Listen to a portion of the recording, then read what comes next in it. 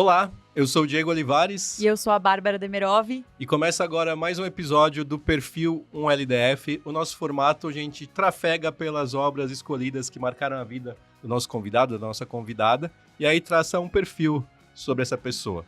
E esse último episódio dessa temporada especial, em que tivemos como parceria a Menaia Viagens, né? A gente espera que venham novas viagens por aí, novas parcerias, obras e destinos pra gente falar, porque, assim, assunto é que não falta com a Menaia. Sim, a Menaia Viagens é uma agência especialista em organizar viagens de acordo com o perfil e a personalidade de cada viajante. Na Menaia Viagens, cada viagem é única. E cada cliente também, então é sempre tempo de viajar, né? Esse é o slogan deles, então bora viajar novamente com a gente. Vamos junto, então, para a última parada do itinerário dessa temporada. E a Bárbara vai contar quem é a nossa convidada de hoje. A convidada desse episódio é uma das vozes mais potentes da nova literatura brasileira. Ela é escritora, tradutora, editora, slammer e no ano passado lançou o seu primeiro livro de contos, chamado Três Tigres Tortas. É a Tatiana Nascimento. Bem-vinda, Tatiana. Obrigada, gente. Oi. Bem-vinda. Bom, a gente quis trazer você aqui também para apresentar o seu trabalho para um público que nos acompanha, que de repente ainda não conhece. Então, a gente vai fazer uma coisa aqui, quebrar um pouquinho o protocolo do nosso programa, pedindo para você começar esse episódio lendo um trecho desse livro que a gente acabou de citar, esse Mostra livro maravilhoso. Mostra para o pessoal essa capa linda. Três Tigres Tortas, lançado pela Amarcord, né, que é um selo da editora Record, lançado em 2023. E a Tatiana agora vai ler um trecho do livro para vocês conhecerem um pouco mais o trabalho dela. Chá. Ou, depois de convidá-la para tomar chá em sua casa, foi espancada e as vizinhas a encontraram desfigurada, é o tipo de notícia que, mesmo se ainda houvesse imprensa no futuro pós-racista, você nunca escutaria em lugar nenhum. Esse é de 2019, vou ler o primeiro parágrafo. Eudora volvia exausta da copuloteca. No ecrã do telemobile, padrões em espiral de luz, cor, movimento e profundidade dançavam, pesados, lentos, que nem sua respiração. O Tinder, entranhado no aparelho, emitia ondas vibratórias sutis, avisando que uma mensagem nova esperava por ela. Seria o aguardado convite dessa vez para finalmente tomarem chá? Se fosse, não quereria marcar nada para hoje com mais ninguém. Tinha programado o dispositivo para a emissão de uma vibração específica em caso de contato dessa pessoa. Mesmo assim, não se animou a ver qual seria a mensagem. Ficara um pouco mais cansada, na verdade, ao lembrar que tinha deixado agendada uma noite de sexo com Verona, sua terceira companheira. Eudora era a quinta de Verona, que na verdade tinha uma relação praticamente una com Petálama, pontuada por esses alguns encontros sexuais ou de crochê ou ambas as coisas com Eudora. Talvez a preferida de Eudora. Sentia ser mais pela amante que por ela mesma, mas nada sacrificial de romance, mais solidariedade de Hermanes mesmo. Esse estar de novo se submetendo ao processo de engravidamento, coisa que passara havia quase 300 luas cheias, quando tinha ainda 20 e poucos tempos de vida, completamente apaixonada por uma anciã cuja engravidabilidade já secara em seus 70 tempos. Eudora mesma não andava se sentindo assim tão engravidável, o que lhe trazia certa culpa, fit alívio, por mais que pudesse, e até quisesse carregar a tão sonhada sétima filha de Verona. Eudora, assim como tantos outros, achava meio aburrido o processo todo do engravidamento. Os entranhamentos, o carregar por quase 10 ciclos completos da lua aquela criatura, as tetas inchadas, difíceis de caber nas camisas de botão que tanto gostava, os 3 primeiros tempos de amamentação, obrigando a um contato cotidiano com a criatura depois de parida. Do parto anterior, as melhores lembranças que guardava eram a cantoria da parteira, as toalhas umedecidas de chá que pousavam em seus olhos mornos, esfriando de fora para dentro, até trazer arrepios músculos e minúsculos na beira da pálpebra, onde a pele se abre em poros que salpicam em cílios, certamente a zona mais erógena de Eudora. Boa, boa. Perfeito. E lembrando que o estilo da Tati de escrita, o que ela lê é só uma amostra, porque tem todo um jeito que tá também no jeito que isso é escrito, né? Nas palavras, no jeito que ela escreve. Dá vontade de deixar você falando, assim, lendo o livro inteiro. Mas vamos deixar que as pessoas depois vão atrás, então vamos mostrar aqui para a câmera a capa do livro, Três Tigres Tortas, que tá aí nas livrarias para todo mundo comprar e conhecer Sim. mais. Então, Bárbara, Bom, aquele questionário, então, pra gente começar. a gente quer montar aqui o seu perfil, né? Então, qual que é o livro que te marcou, que você quer falar aqui hoje? Tecnologias Ancestrais de Produção de Infinitos, da Cidinha da Silva, que saiu pela Martelo em 2023, ano passado. E o disco? É o Minas, do Milton, de 75. E o filme? O Amor de Sylvie, de 2020. Boa. Então, o que será que esse livro, esse disco e esse filme dizem pra gente sobre o perfil da Tatiana Nascimento? A gente vai saber daqui a pouquinho. Antes eu faço aquele recado.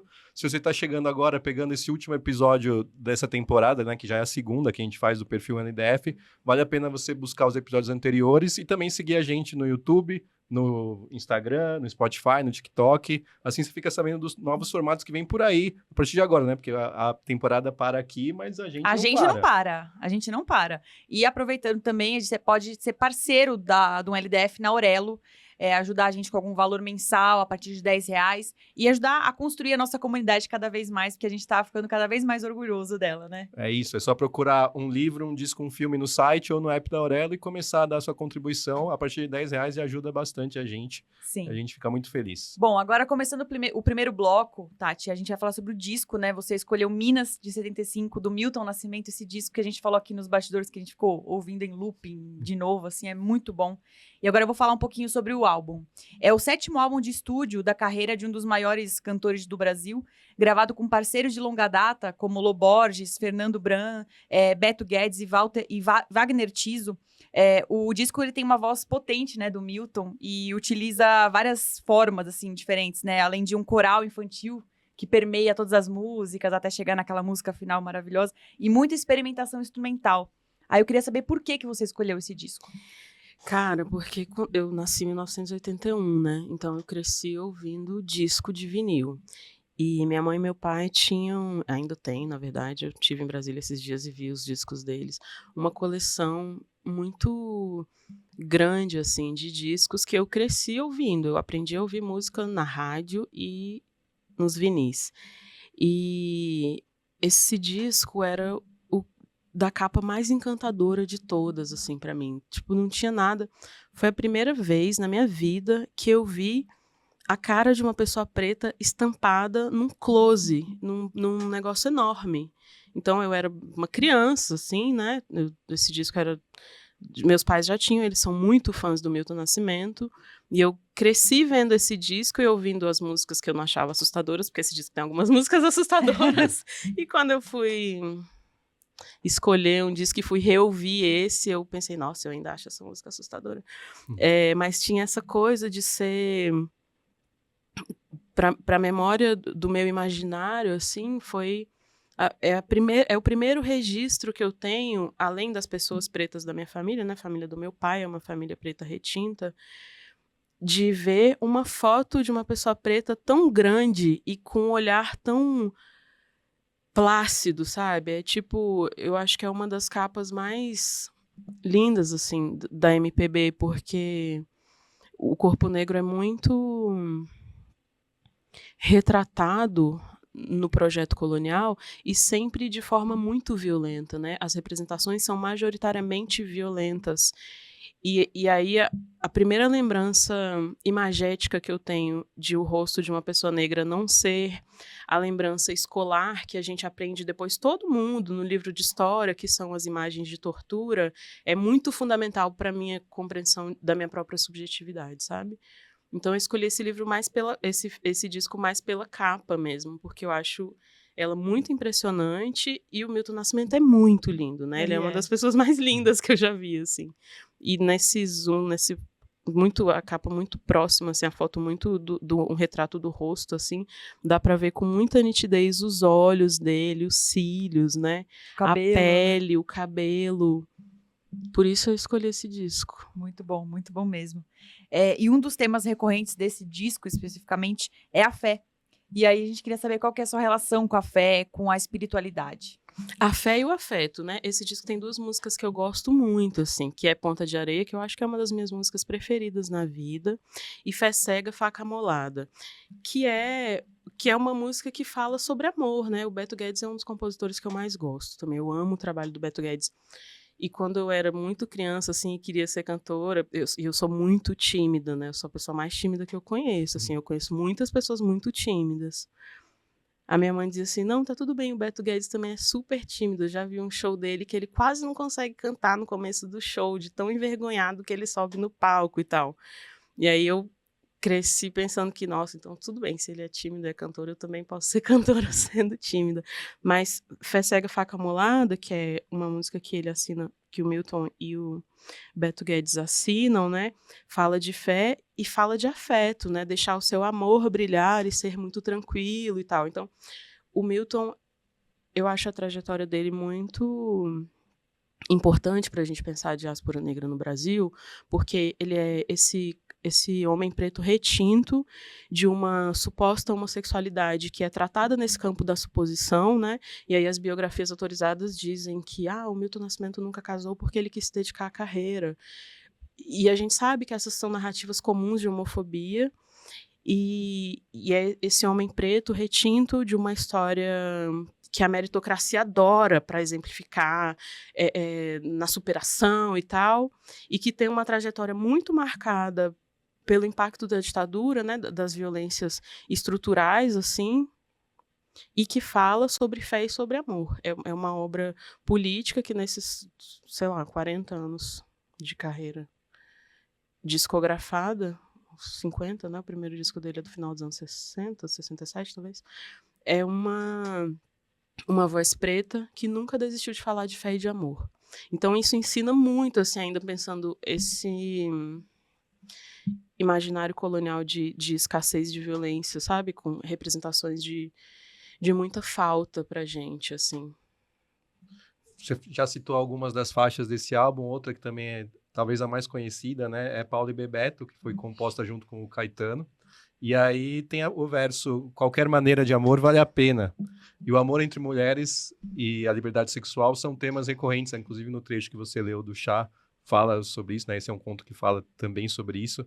Queria saber quando você decidiu que esses seriam temas que você gostaria de explorar na sua literatura. Quando eu decidi, talvez eu não tenha feito uma decisão consciente, assim, sobre isso, mas tem uma poeta que eu gosto muito, que é uma das poetas que eu traduzi, inclusive, que é a Cheryl Clark, que fala uma coisa muito bonita. Ela é uma poeta preta sapatona dos Estados Unidos. Ela fala uma coisa muito bonita, que a poesia é a grande professora da autoestima, da memória e do amor para as pessoas negras. E ela fala que é a poesia que faz isso, né? E o meu trabalho como escritora tem muito poema publicado. Eu tenho muito mais livros de poemas do que de prosa e tal. E eu acho que na minha poesia eu tenho tentado criar imagens e sentidos das coisas que eu acho relevantes e também de coisas que eu acho que não são tão faladas assim. Talvez por causa dessa preocupação seja uma obra em que a lesbiandade aparece muito. O Tigres, especificamente, que é um livro que tem contos de 2005 até 2019, então tem um pedação assim, né, de tempo da minha produção. É um livro sobre lésbicas negras e pessoas não binárias negras e pessoas trans negras, né? Então, é um livro muito específico das experiências de dissidência sexual e deserção de gênero de pessoas negras LGBTs, assim, nesse sentido. E acho que ele é, porque é prosa e não é poesia, é o espaço da minha literatura em que isso ficou muito nítido, assim, como um projeto literário específico e inegável. Mas eu gosto de pensar na minha poesia, por exemplo, que é bastante diferente da prosa, como uma poesia que fala muito de afeto e do mar, não necessariamente do amor entre mulheres, né? Eu não me identifico como mulher, eu sou uma pessoa não binária, então eu também não falo da lesbiandade muito desde a mulheridade, assim, porque não é a minha experiência como lésbica. Quando eu entendi a lesbiandade e comecei a estudar e pesquisar coisas, eu já cheguei de cara na Monique Wittig, assim, que é uma sapatão francesa, branca, que disse: as lésbicas não são mulheres, as lésbicas estão fora da economia da heteronormatividade. E isso me falou muito para mim, assim, marcou a minha compreensão da minha própria lesbiandade, então não só como orientação sexual, mas como identidade de gênero mesmo, né? E aí é a partir dessas compreensões que eu escrevo sobre encontros de lésbicas negras, de pessoas trans, pessoas não binárias negras, que é o que esse compilado significa bem, assim, é sobre experiências de dissidência de gênero e deserção sexual de corpos negros em um panorama não colonial, se a gente conseguisse acabar com o racismo e com o projeto colonial, como seriam essas vidas? O que esses corpos iam estar fazendo? Como a gente ia estar se relacionando? O que a gente ia fazer no planeta? Como a gente ia estar vivendo com o tanto de lixo? A gente ia ter conseguido reconstruir, replantar, despoluir e tal? Esse livro é um exercício imaginativo, assim, sobre isso, que associa o amor pelo mundo, assim, né, esse desejo de viver um mundo vivível, que não esteja todo poluído e destruído pelos setores de poder da nossa espécie, e pensando isso desde personagens que são lésbicas pretas, sapatonas pretas, né, especificamente sapatonas, e pessoas não binárias trans negras, se te respondeu de alguma forma. Sim. Com certeza. E, Tati, você também, além da literatura, você começou na música, né? Você já tocou baixo em algumas bandas de hardcore. Uhum. E a gente queria saber como que essa experiência afetou você, né? A música em si. Eu tinha esse sonho, né, de ser cantora. Desde criança, o meu sonho profissional era ser cantora. Não era ser professora, astronauta, dona de casa, ela era ser cantora.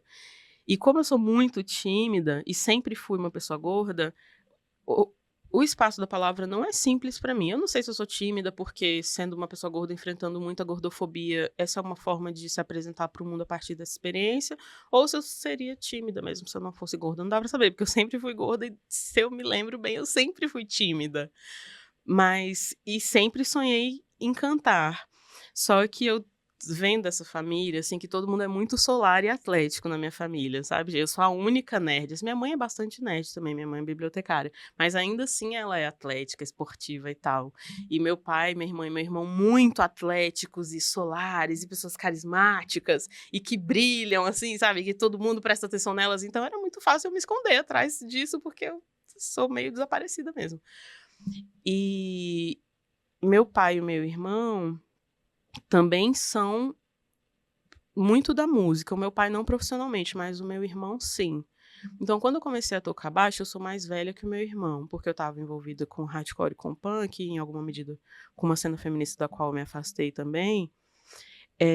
Isso não significou sair desse lugar de apagamento, assim, porque geralmente o baixo nem é um instrumento tão importante assim, não é? Simbólico isso também, né? Mas nas bandas em que eu tocava, eu era também a compositora das canções, e outras pessoas cantavam e tal. Mas, o baixo é importante, só não é tão ouvido. Ele é importante, sim, é bonito, o coração da música, Mas de ele alguma é mais discreto. medida, né? Pode ser. Ele ajuda a dar o tom também, né? Muitas vezes. E fazer um veludão, assim, né, pra música acontecer.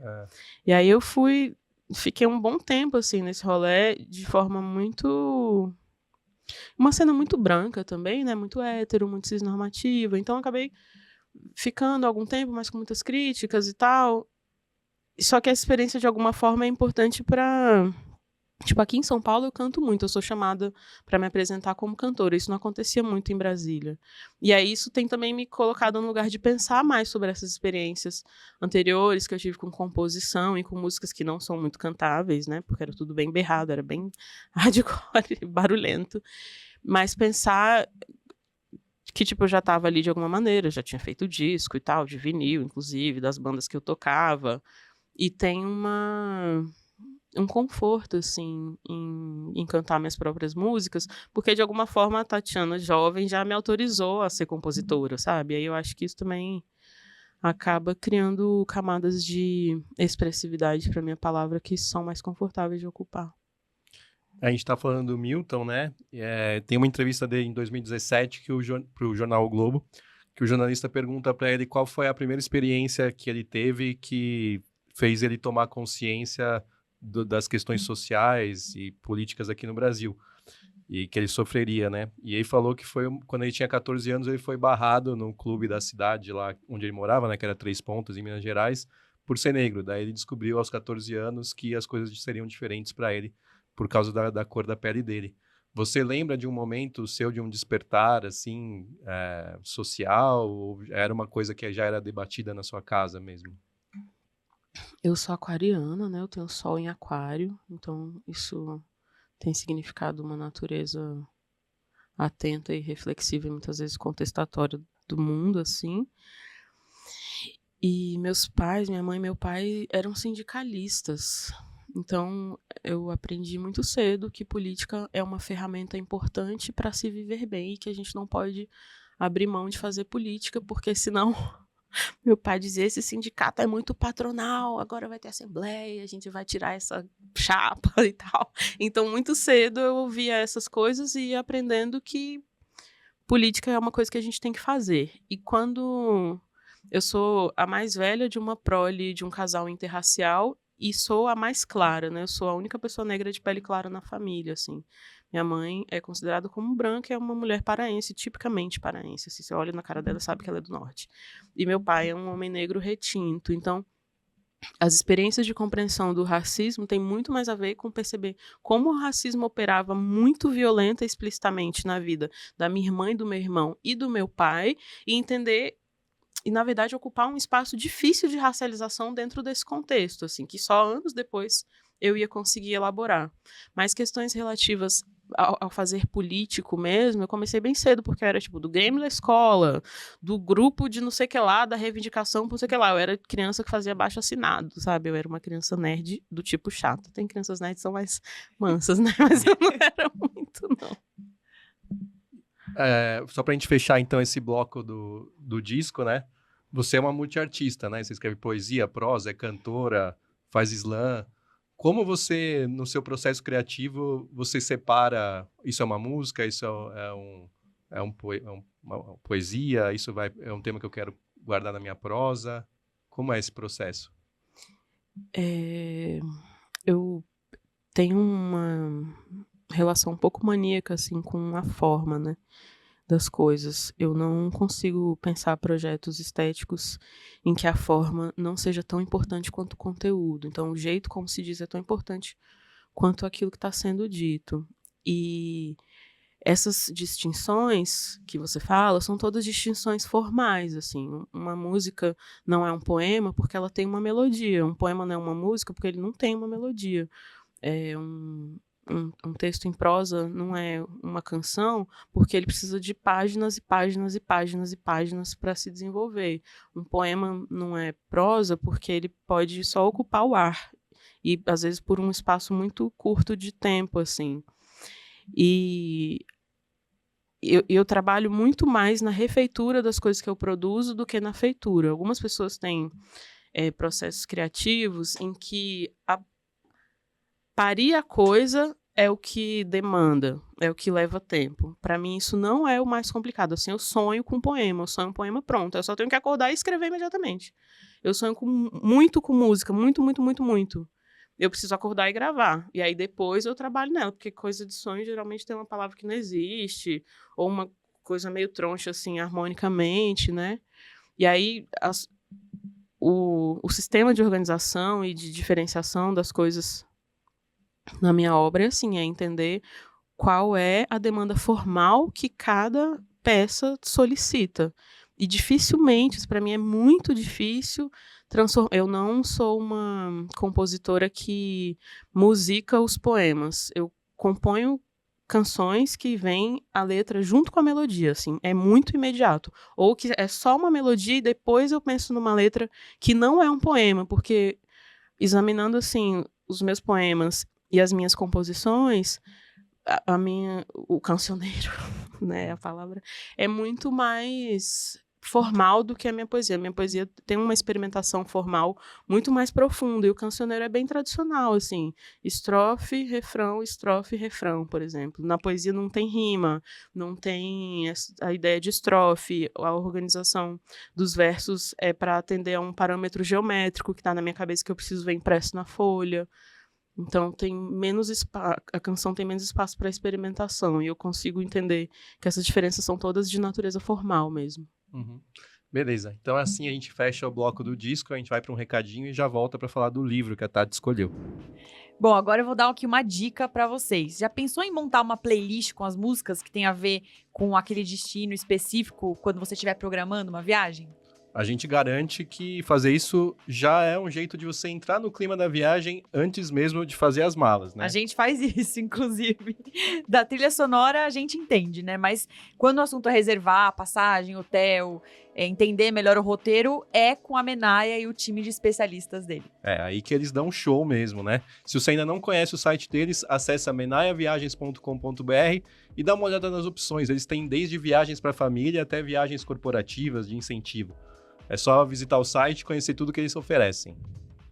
Agora, partindo para o bloco 2, o livro que a Tatiana escolheu é Tecnologias Ancestrais de Produção de Infinitos, escrito pela Cidinha da Silva, publicado em 2023. Vou ler aqui uma sinopse curta só para contextualizar. Dividido em 3 partes, o livro de contos da autora mineira condensa temas como ancestralidade, o ato de criar e os afetos cotidianos. É uma demonstração do domínio de Cidinha em entrelaçar o político, o social e suas origens, marca registrada da sua escrita. Então, por que esse livro? Esse livro marcou mesmo minha vida. E foi legal poder refletir sobre ele. É um livro que, talvez o 20º da obra de Cidinha da Silva, né, que é uma autora negra de Minas também, assim como Milton, e que mora aqui em São Paulo, e que é cronista. A poesia capturou muitas subjetividades de autoras negras contemporâneas, mas a Cidinha não é poeta, ela é uma escritora da prosa, assim.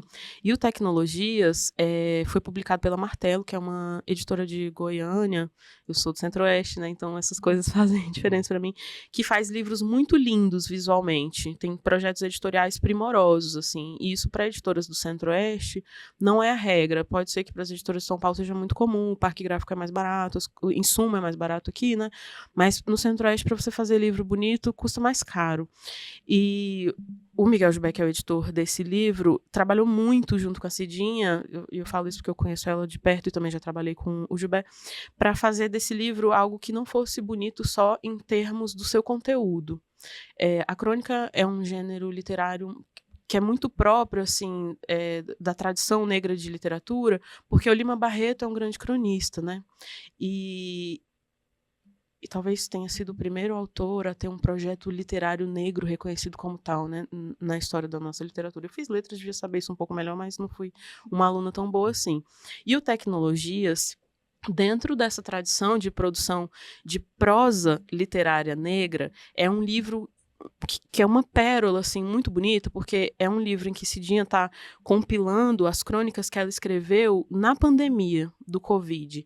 E é um livro, então, que vai falar muito sobre a morte. Esse pedaço da nossa história é muito machucado ainda para muitas pessoas, porque a gente estava enfrentando um governo genocida, né, que não ligou para as mortes, que ridicularizou as mortes. E o que Cidinha faz nesse livro, que tem esse título específico, por isso que eu escolhi esse livro, é falar da vida, a partir de um momento que é profundamente marcado por mortes brutais e evitáveis.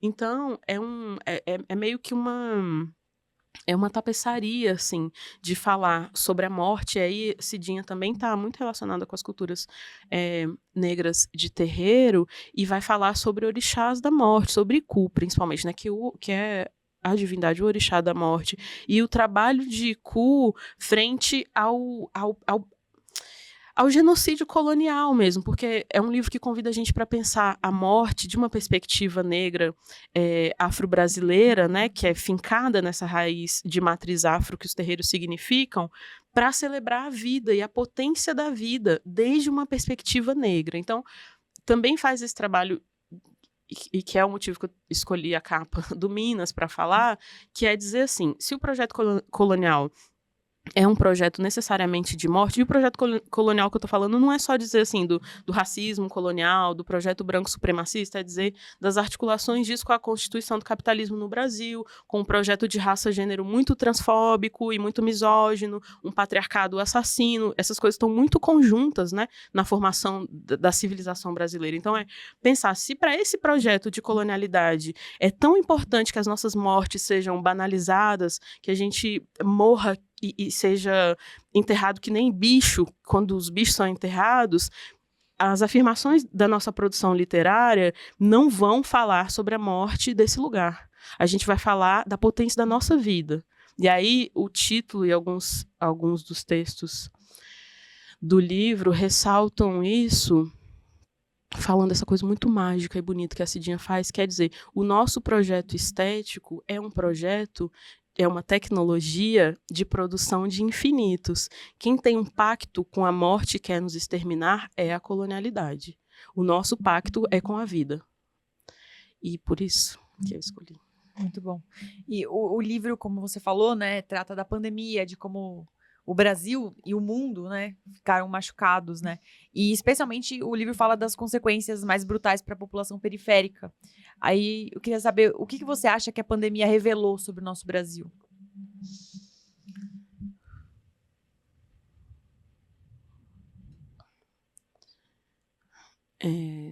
Eu penso muito nas imagens televisionadas. Na época eu estava grávida, né? Na época da pandemia, eu engravidei no 4º ou 5º mês da pandemia. Então foi horrível, assim, pensar que minha filha... Que eu convidei uma criança para vir para o mundo num momento de tanta miséria, assim, física, emocional, econômica, racial. As comunidades periféricas pretas e indígenas foram as mais afetadas, né? Quem mais morreu foi a gente. Isso é o que tem acontecido há 500 anos. E o que eu acho que esse momento revelou é que tudo estava, que nem as imagens da mídia mostravam as pilhas de corpos sem lugar para enterrar, que tudo já estava na superfície. O projeto colonial não é um projeto velado. E o que a impossibilidade do negacionismo refutar isso deixou nítido é que tudo estava posto. E de forma genocida. O projeto genocida não é um projeto da pandemia, né? É um projeto de constituição de um povo, de embranquecimento populacional, de epistemicídio. E essas coisas ficaram inegáveis quando os primeiros dados mostravam que quem estava morrendo mais eram as pessoas pretas, que quem não podia parar de trabalhar eram as pessoas pretas periféricas. É por isso que elas estavam morrendo mais. Então, em alguma medida, esse foi mais um dos grandes episódios trágicos que mostraram para a branquitude, né, porque essas coisas já estão postas para os povos racializados. As pessoas indígenas e pretas estão falando disso há 524 anos, mas colocou para a branquitude que isso não está mascarado quanto o projeto supremacista branco colonial gostaria que estivesse, assim. E aí também é o momento do assassinato do George Floyd, né, que culmina na hashtag Vidas Negras Importam, que na verdade é a assunção de uma máxima dos povos pretos quando essa assunção chega no opressor, assim. E aí essas coisas todas de cara, né? E você fez um poema, né? Sobre o George Floyd. Sim, alguns. I Can't Breathe. I Can't Breathe. Que é muito, muito forte, muito, muito bonito também, mas é isso, saiu no momento que a gente estava muito fragilizado, né? Todo mundo com consciência, né? Na verdade.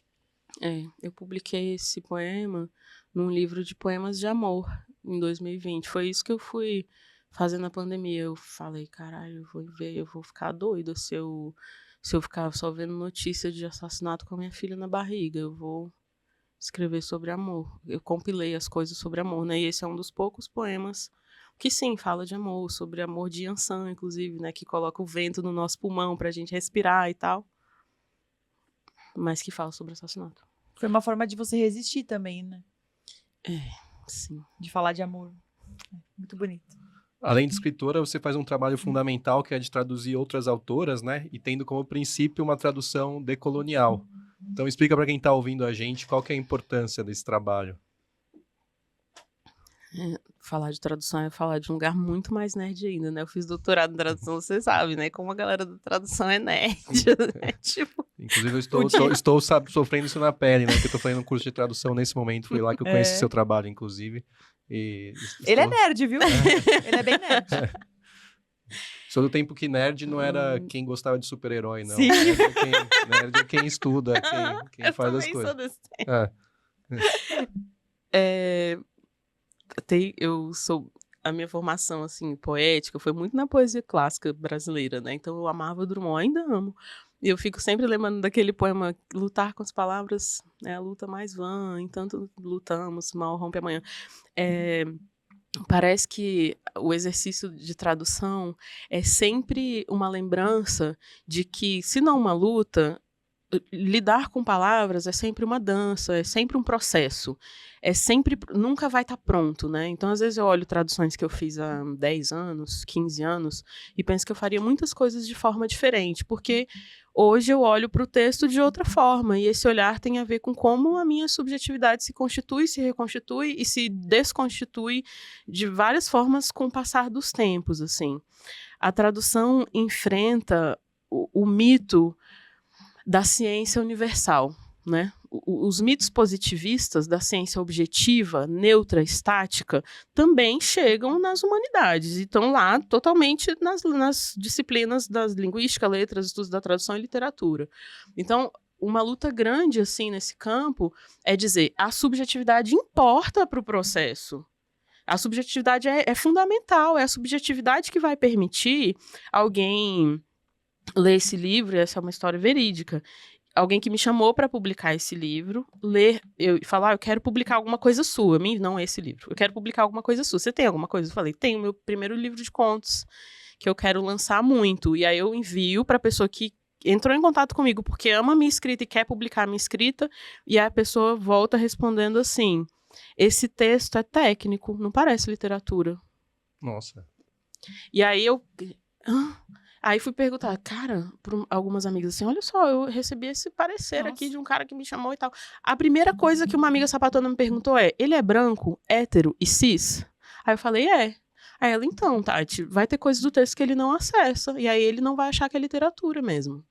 E às vezes, no exercício da tradução, o que as pessoas querem é fingir que o texto não tem marca de subjetividade de quem escreveu, que o texto é um texto técnico e que elas podem traduzir de forma técnica, porque elas dominam um outro idioma, o dela e mais não sei quantos, né? Tradução é muito uma coisa de elites poliglotas, não sei o que lá. Só que ter acesso linguístico a um determinado contexto não garante inteligibilidade.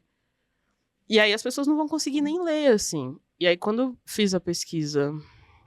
o doutorado na Universidade Federal de Santa Catarina sobre estudos da tradução, a proposta foi então pensar uma metáfora, né, que esse time de nerds gosta muito de metáforas, eu gosto também, pensar uma metáfora de tradução que fosse afro-brasileira, negra, e desde um lugar sapatônico de produzir, que eu estava traduzindo uma lésbica negra, traduzindo textos de lésbicas negras. Então esse encontro de subjetividades falava alguma coisa que tinha impacto no texto.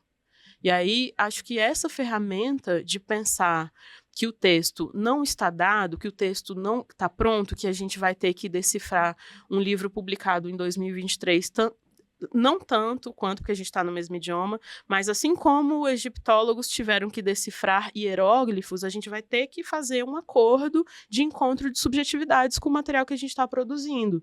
E o reconhecimento dessas subjetividades todas, que é então, esse primado positivista não tá com nada. Às vezes, causa muito desconforto, né? Uhum. Só pra gente trazer quem talvez não seja nerd como nós para essa conversa, dar alguns exemplos práticos, né? Eu sei de uns, você com certeza sabe demais, mas, por exemplo, muitas vezes Exu foi traduzido como diabo, né? Exatamente. Então, que outros exemplos a gente tem disso, assim? A não existência de uma... Por exemplo, não nos termos ali de pegar uma palavra e colocar na outra, mas a obra da Angela Davis chega no Brasil como uma grande representação de teoria feminista negra e pouco se fala sobre Angela Davis ser lésbica.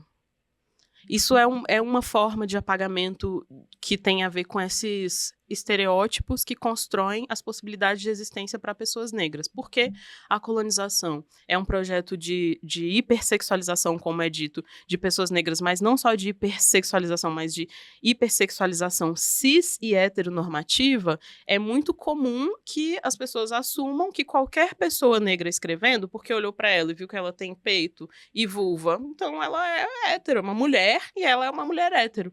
E isso passa batido, assim. Às vezes, isso não permite que a pessoa olhe para o legado ou para o texto na profundidade que o texto apresenta, assim. Mas essa questão específica de traduzir Exu como diabo, tem um pesquisador e amigo, e que é Tata Nkosi, né, sacerdote de Candomblé Banto, Angola, que é o Anderson Flor, que é de Brasília também. O Anderson fala uma coisa muito linda sobre isso. Exu é o orixá da bagunça, né? É o orixá que coloca movimento no mundo a partir da bagunça dos sentidos, assim. Exu é o orixá da palavra, da tradução e do movimento, e faz isso criando contraste, contradição. A saudação de Exu é uma saudação à contradição. E aí o Anderson diz que quando a Igreja Católica...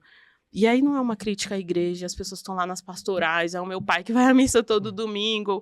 É uma crítica ao pensamento catolicista que se organizou enquanto a moral da colonização. Era isso. O aparato ideológico e moral da colonização era a Igreja Católica. Então, esse pensamento catolicista, vamos chamar assim, se pode falar isso, diz que Exu é o diabo, não imaginou que estava, assim como Exu... É muito louco pensar isso, gente. Mas...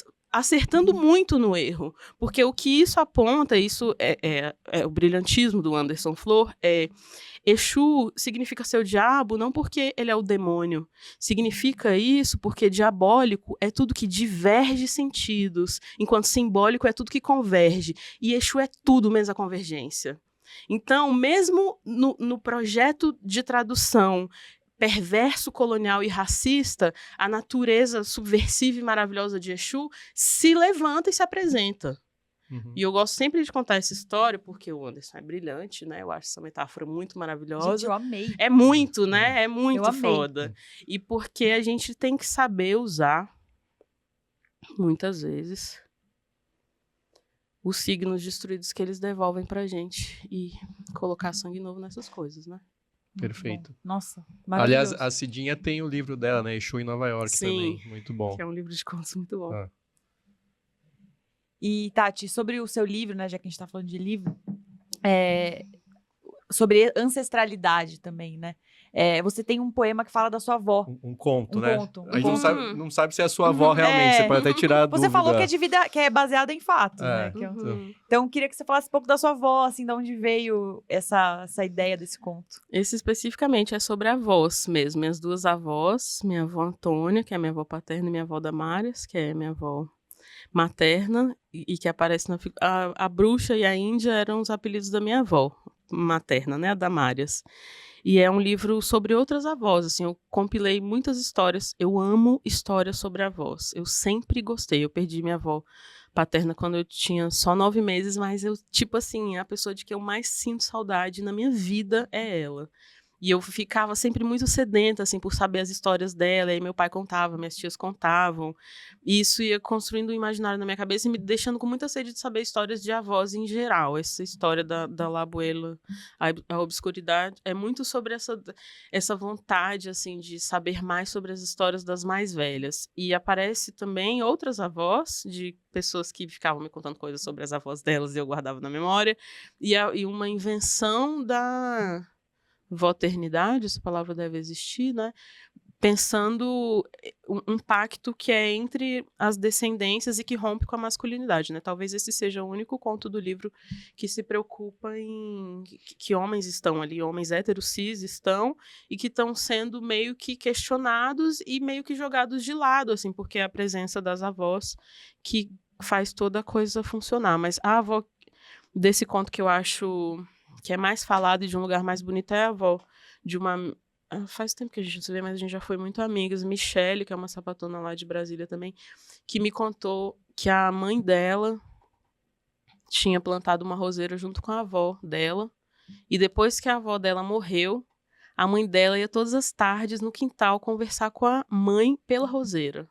E essa parada me marcou muito, assim, nessa época eu já fui muito até materialista, era marxista, assim, e tal, né? Então, antes de eu ser macumbeira e amar divindades, orixás, entidades e guias e tal, eu era muito materialista. E essa foi uma das primeiras histórias que eu ouvi, assim, de contato e de mediunidade, que eu pensei, cara, não é possível, velho. Não é possível que é só a matéria. Me marcou muito, sacou? Aí eu fiquei assim, Michele, como assim ela conversa com a sua avó pela roseira? É isso, Tati. Ela senta lá no banquinho e ela conversa com a mãe dela, minha avó, pela roseira. Isso ficou, assim, tão fundo na minha cabeça, sacou? Que eu acho que é uma das imagens principais do livro. Essa ideia de que a gente não está confinados pela matéria, né? Que tem muito além da matéria pra gente. Sensacional. Ainda falando sobre o seu livro, outro tema recorrente que você já falou aqui também é esse olhar para um futuro nada distópico, né? Não é um futuro distópico, pelo contrário, é um futuro livre de preconceitos, livre da violência e cheio de afeto. Como você, Tatiana, mantém a esperança que um futuro assim, ou pelo menos parecido com isso, é possível? Ei, clássico. Eu não tenho esperança nenhuma, na verdade, Diego. Eu sou uma pessoa muito pessimista, sempre fui. Só que quando eu engravidei, eu sabia que a minha filha ia ser uma pessoa preta retinta por causa do progenitor. E eu pensei, cara, eu não vou oferecer isso para minha filha. Eu não vou oferecer uma mãe exausta que trabalha que nem uma mula de forma autônoma e tem que trabalhar todos os dias e que, além de tudo, que tá desgostosa. Então, eu fui recultivar esperanças, assim. E o que eu tenho pesquisado há algum tempo na literatura de autoria negra sexual dissidente e desertora de gênero, literatura negra queer, né, literatura negra LGBTQIAPN+, de que formas a nossa produção estética não alimenta o pacto colonial, como a gente rompe com isso. E sendo uma pessoa nerd que cresceu dentro de biblioteca, lendo livro e viajando pouco, porque era caro viajar, era caro comprar azeite, gente, quando eu era criança. Não existia azeite em casa. Tipo, não existia. Hoje as pessoas fritam, eu mesma, refoga as coisas no azeite, era óleo, sabe?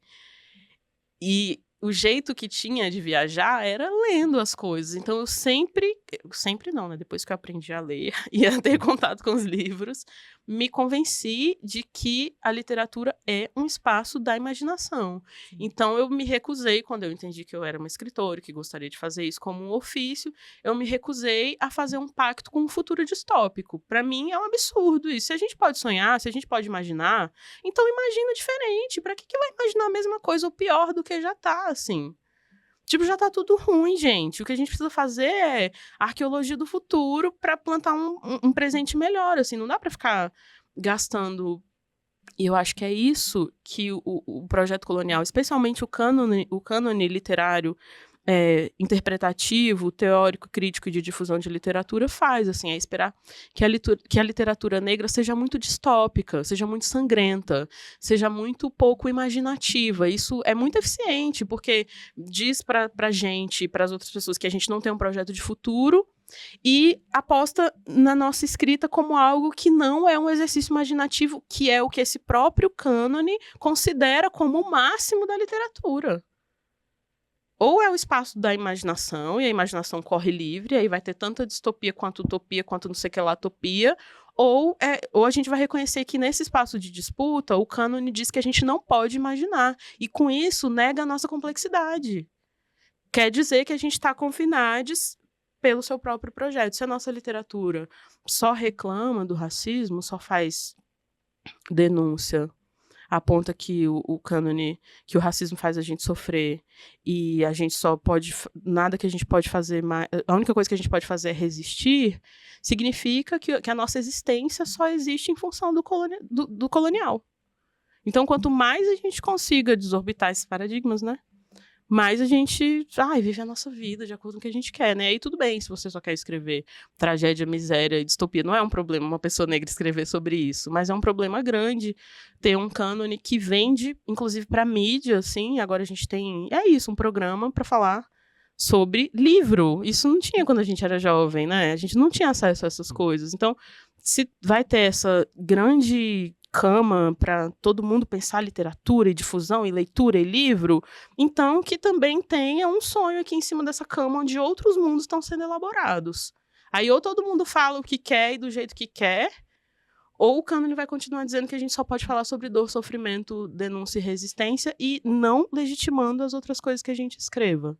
Porque eu acho que também é um pouco isso que o cara que pediu para publicar um livro meu fez, quando ele disse que o seu livro é um livro técnico. Ele não leu como esse livro é um exercício de utopias. Mas ele podia ter feito isso. Só que se ele imagina que uma pessoa negra só pode reclamar e o texto dela tem que ser super verossímil, realista, então não é possível mesmo esse livro existir. Perfeito. A gente, infelizmente, tá... Já mais da metade desse papo já andou, dá vontade de ouvir por horas, mas a gente vai para uma pausinha e depois volta para o último bloco para falar do filme que a Tati escolheu. Tem viagens que a gente faz e que daria um livro, né? Vamos combinar que para sentar e escrever não é todo mundo que tem esse talento, mas viajar é a parte fácil, né? Exatamente. E tá faltando inspiração para descobrir lugares diferentes e viver novos capítulos da sua história? É aí que entra em cena a Menaia Viagens para ajudar você a tirar de letra qualquer viagem. Pois é, com a Menaia Viagens você encontra condições que cabem no seu planejamento e soluções que vão te surpreender. Então, vai lá escrever a sua próxima história com a Menaia. E isso pode começar com uma conversa no WhatsApp. O número deles é 11 99 798 0828. Bom, gente, agora a gente tá encaminhando aqui pro bloco 3 do filme. E o filme que a Tati escolheu é O Amor de Sylvie, de 2020, de Eugene Ash.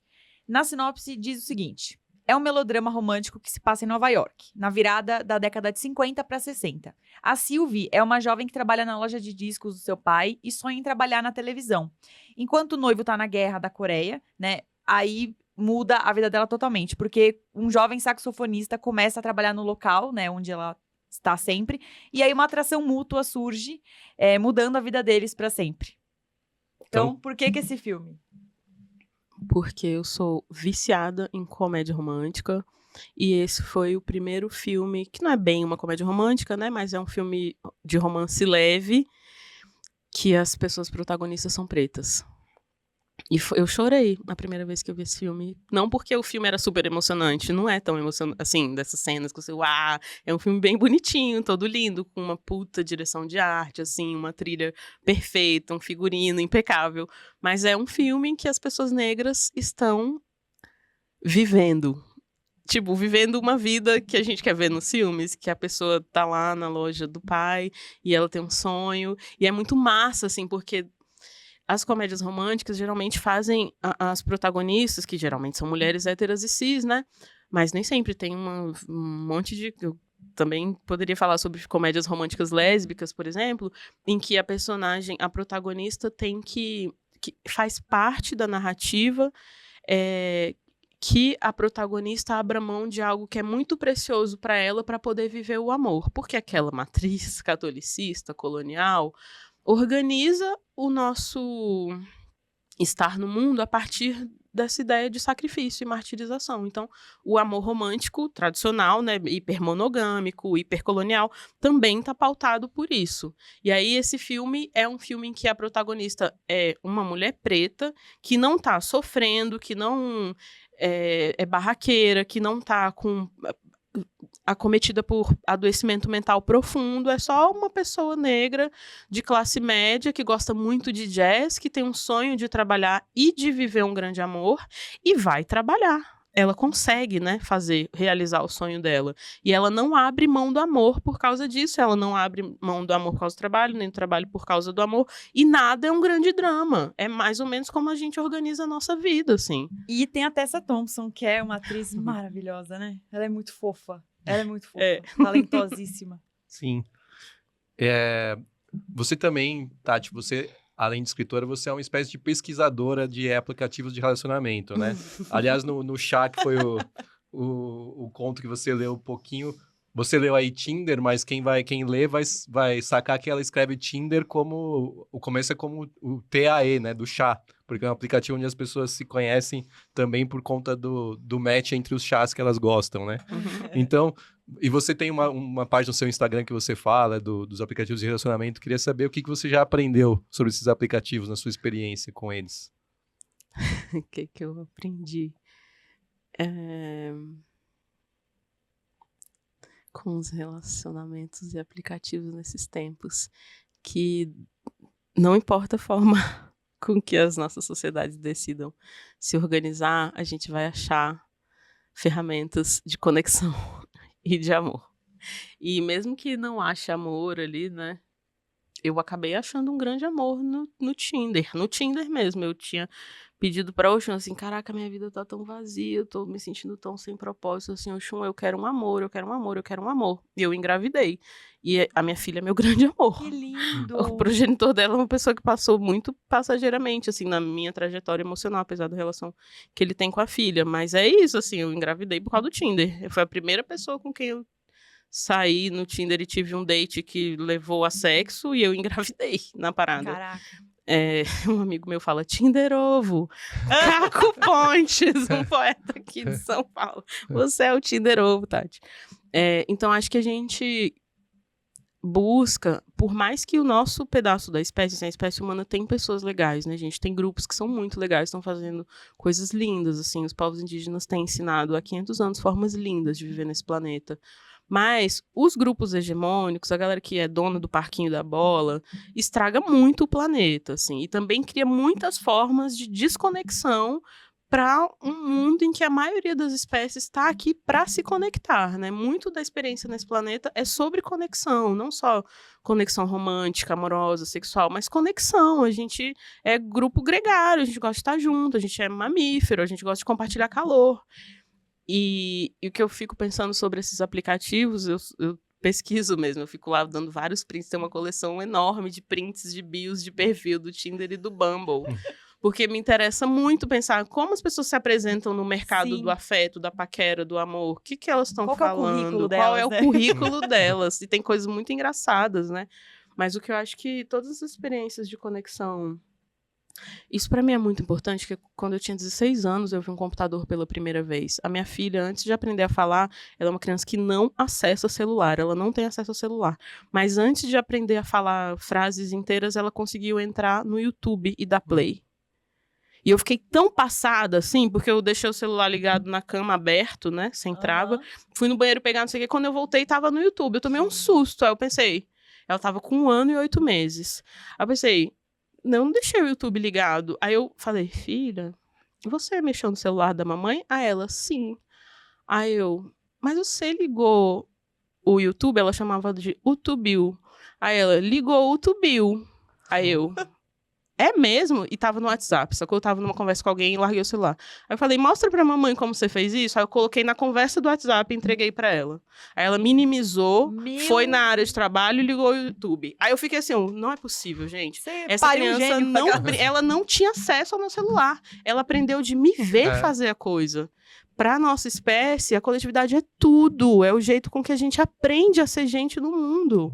E essas são ferramentas que a gente tem criado nesses tempos de muita desconexão e essas tecnologias bizarras e vigiadas para conseguir, de alguma forma, estar juntos, né? Então, talvez, tentando ser esperançosa, porque eu estou nesse exercício há 3 anos, 4, olhar para essas ferramentas como as tecnologias que a gente reinventa para não perder o sentido da conexão e da coletividade, sim, né? Sim. E, Tati, eu estava aqui com uma pergunta, mas você já meio que respondeu. Queria saber se você já viveu um amor que mudou a sua vida. Seria a sua filha? Sim, totalmente. E recentemente eu me apaixonei muito por uma pessoa que é a pessoa mais maravilhosa com quem eu já namorei, apesar de não ser um namoro. E acho que eu acredito muito em orixá, gente, de verdade, assim, orixá pra mim é tudo, sacou? Minha vida mudou totalmente por causa de orixá. Eu fui salva da morte por Yansan, assim. E eu pedi um amor pra Oxum e tal, aí engravidei, aí óbvio, é maravilhoso ser mãe, é um amor mesmo, é um amor muito maravilhoso, que eu ficava assim, isso aí é caô, né, e tal. Mas é verdade, se você se dispõe àquilo, né, não é uma experiência, e não é mágico, assim, é um amor que você constrói, que você, se você aposta naquilo, né, tem muitas pessoas que não constroem esse amor, e tá tudo bem também, né. Mas quando você se dispõe, ele é um amor muito profundo. Só que chegou um momento que eu falei assim, tá, Oxum, mas eu tava pensando em outro tipo de amor, me ajuda. E aí eu consegui me envolver de outra forma, e acho que por ter aprendido essa fundamentação desse outro tipo de amor, muito fora do que é chamado de amor, que é o romance normativo, monogâmico, exclusivo, eu tô conseguindo aprender outras formas de amar outras pessoas. E aí parece que, assim, a maternidade mudou tudo pra mim. Mudou a minha forma de estar no mundo profundamente. E como amar é muito... não sei se amar é muito precioso pra mim, porque eu também não me acho uma amante tão boa assim, né? Ainda tô aprendendo. Mas como o amor, pra mim, é um tema central para talvez a principal ferramenta, tecnologia, rito de fé que a gente tenha é a possibilidade de nos afetar e nos amarmos, assim, né? O principal exercício, ensinamento da colonização é o auto-ódio para as pessoas negras, assim como a autonegação e ficar dentro do armário é o principal exercício de dominação para a heterocisnormatividade. Então, aprender a nos amar é uma ferramenta de reconexão e de retomada e de possibilidade única, talvez a mais importante que a gente tenha para reaprender, assim, né, no projeto colonial. E o que eu tenho perseguido, assim, né, com escrever muitos poemas de amor, pensar o amor, escrever um livro que é sobre amor, histórias de amor, um monte de histórias de amor e sexo e desejo e tal. E vou voltar para a obra do Milton, assim, porque eu acho que a obra dele e a do Gil também são muito fundamentais nesse sentido, a do Paulinho da Viola e a do Djavan. Defender o amor como a base mais estruturante das nossas vidas, não a luta contra o racismo. Porque se a gente não tivesse um projeto de auto-amor e de amor das nossas coletividades, a gente não conseguiria lutar contra o racismo, não conseguiria lutar contra a transfobia, não conseguiria lutar contra a heteronormatividade.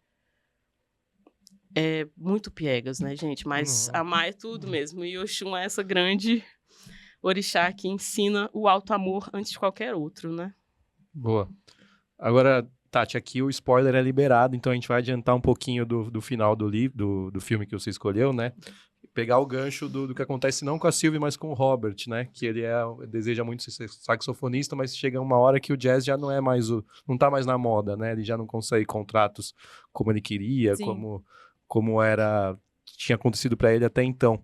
Queria saber, você como artista, se você ainda tem medo de algum dia não conseguir viver da sua arte? Todos os dias.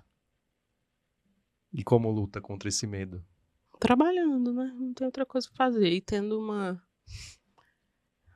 tem uma grande mestra nessa vida, que é a Carla da Silva. Carla da Silva e a Lorixá de Oxum, é uma cantora maravilhosa. A pessoa mais deslumbrante que eu já vi cantar num palco é ela. Ela canta muito samba. E ela agora não mora mais no Brasil, mora em Portugal. Um dia eu falei pra ela, cara, chegou uma proposta de trabalho aqui pra mim que eu não tô gostando e tal, não sei o que, não era diretamente relacionado às coisas que eu gosto muito.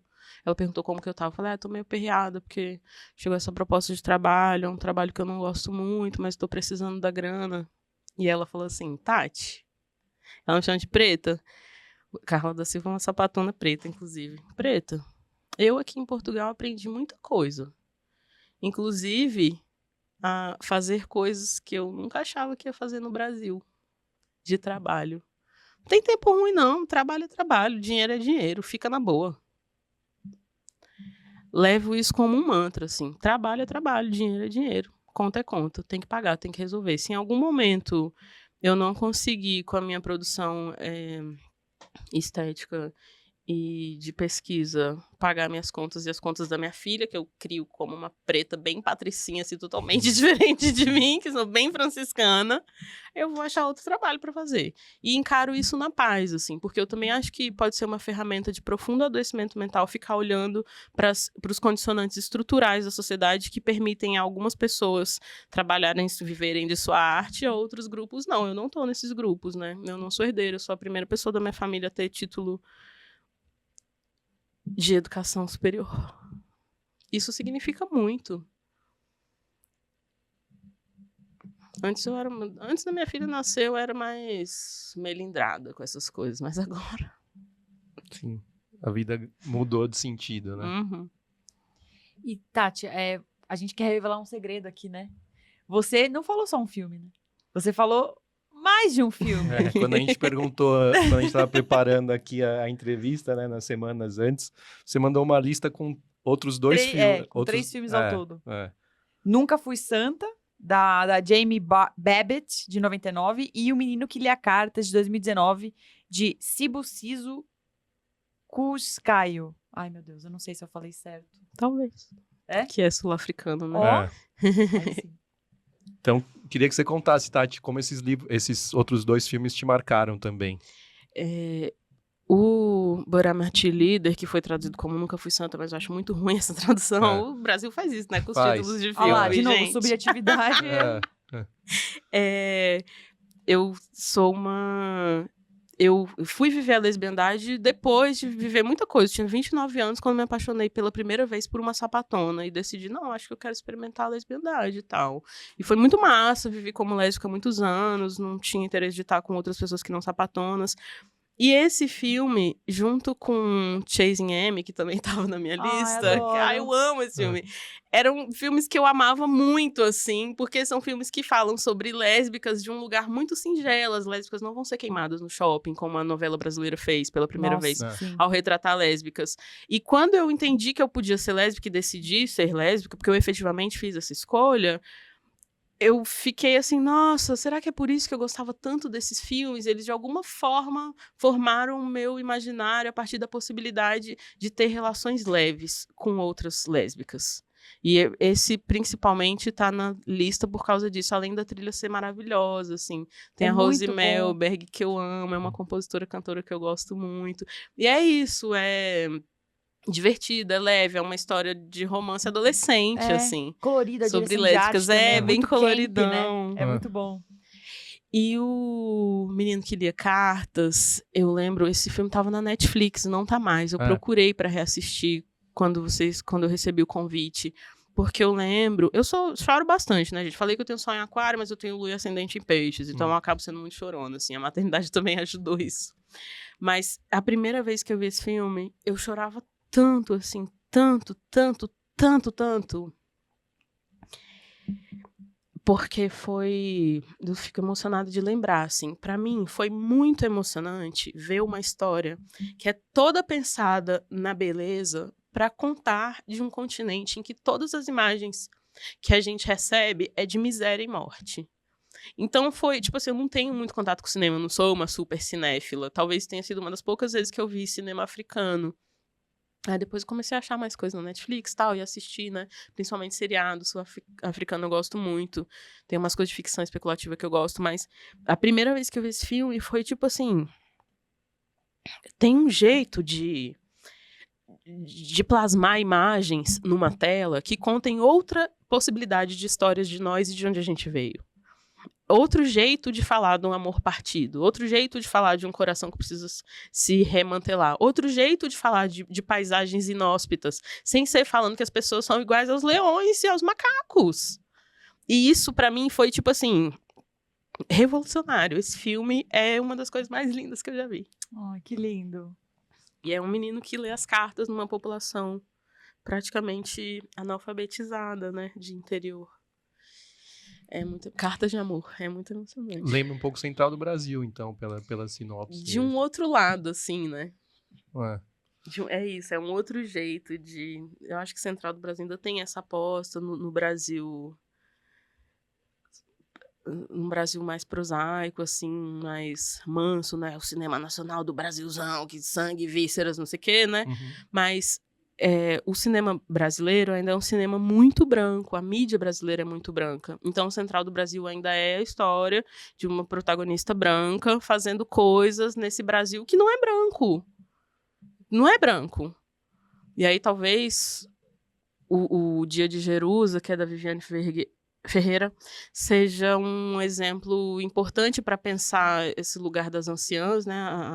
A protagonista do Central já era essa atriz famosa, velha, branca, e aí é a Ruth de Souza que faz o Dia de Jerusa, não sei se vocês assistiram esse filme. Não. Que também é um aniversário de uma anciã preta que recebe uma pesquisadora jovem assim e tal, e aí a pesquisadora tá fazendo pesquisa de campo e descobre que ela é aniversário, passam uns dias juntas e tal, e é esse lugar assim da sutileza das coisas, que na imagem, a colonização é um empreendimento audiovisual, talvez mais do que discursivo. Sim. Mais do que pelas palavras escritas. Então, esses filmes, né, O Menino que Escrevia Cartas, O Dia de Jerusa, são filmes que permitem um respiro, assim, de falar, olha, a experiência negra não é só sofrimento, tem um jeito de leveza que é ancestral, que é fundante da nossa subjetividade, que é isso que me emociona muito, assim, e que em filmes como Central do Brasil, apesar de ser um filme emocionante, para mim é só um pouco mais do mesmo, sabe? Entendi.